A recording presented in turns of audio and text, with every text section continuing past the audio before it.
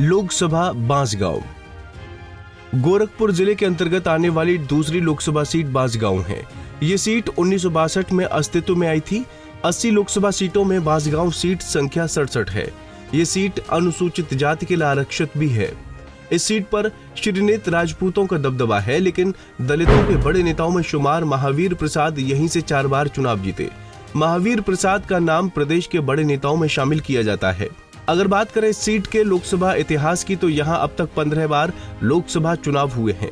पहली बार 1962 में इस सीट पर चुनाव हुए, जिसमें कांग्रेस नेता महादेव प्रसाद चुनाव जीते। 1967 के चुनाव में एसएसपी के टिकट पर मोलाहू यहाँ से सांसद चुने गए।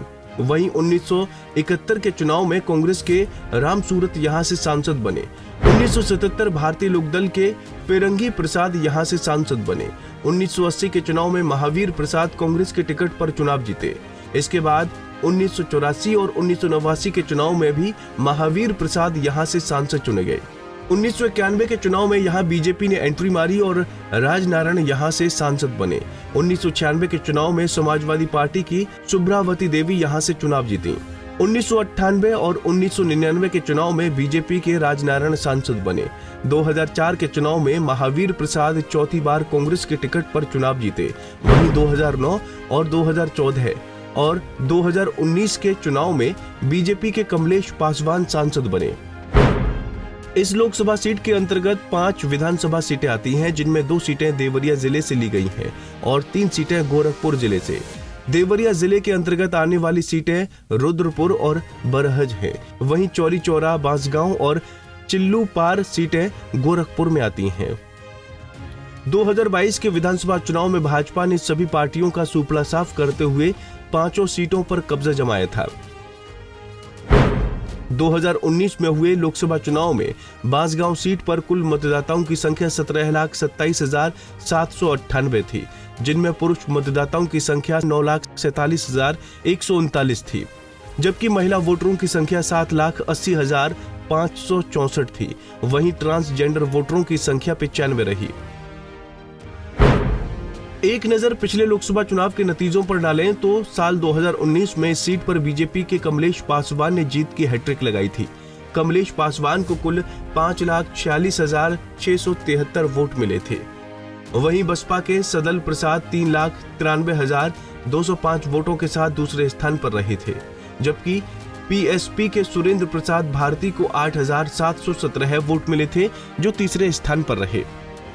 अब एक नजर 2014 के लोकसभा चुनाव के नतीजों पर डालें तो साल 2014 में इस सीट पर बीजेपी के कमलेश पासवान ने दूसरी बार जीत दर्ज की थी।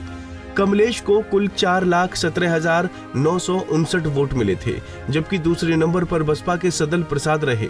सदल को कुल 2,28,443 वोट मिले। वहीं तीसरे नंबर पर समाजवादी पार्टी के गोरख प्रसाद पासवान रहे।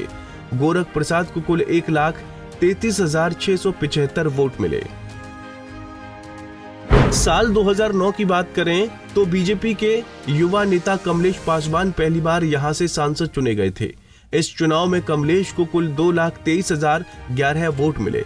दूसरे नंबर पर बसपा के श्रीनाथ जी रहे। श्रीनाथ को कुल 1,70,224 वोट मिले।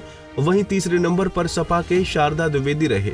शारदा को इस चुनाव में 1,13,170 वोट मिले।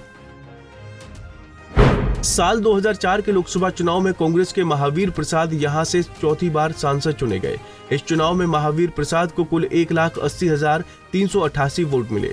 दूसरे नंबर पर बसपा के सदल प्रसाद रहे। सदल प्रसाद को कुल 1,63,940 वोट मिले। वहीं तीसरे नंबर पर सपा से सभापति पासवान रहे। सभापति को कुल 1,35,501 वोट मिले।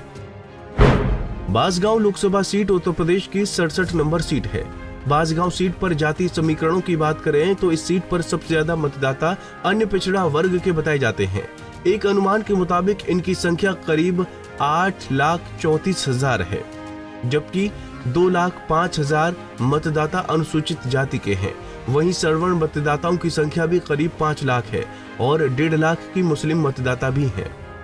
अनुसूचित जाति में पासवान जाति के लोग काफी मजबूत हैं। अब अगर बात 2024 के लोकसभा चुनाव की करें तो भाजपा ने एक बार फिर कमलेश पासवान पर भरोसा जताया है। कमलेश पासवान पिछले 1.5 दशक से इस सीट पर काबिज हैं। वहीं इंडिया गठबंधन ने सदल प्रसाद को मैदान में उतारा है।